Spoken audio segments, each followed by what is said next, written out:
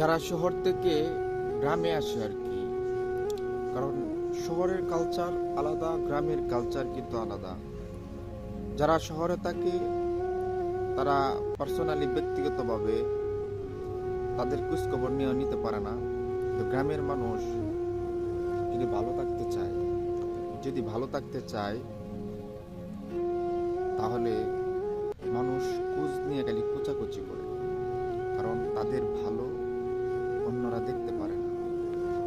গ্রামের একটা এমন একটা পরিস্থিতি, যেমন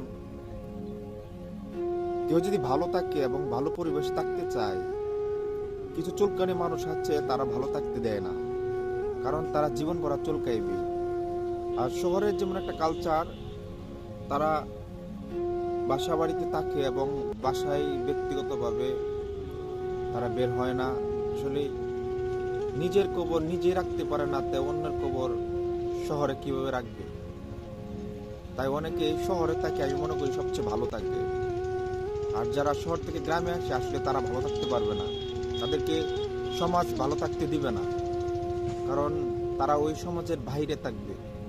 এবং এই সমাজে ভালো থাকলেও তারা সমাজে কিছু মানুষ, চুলকানি মানুষ, তাদেরকে ভালো থাকার জন্য দিবে না। তাই আমি মনে করি যারা শহর থেকে অভ্যাস, শহরে রয়ে গেছে, তারা আমি মনে করি এখানেই তাদের জন্য সবচেয়ে উত্তম, ভালো।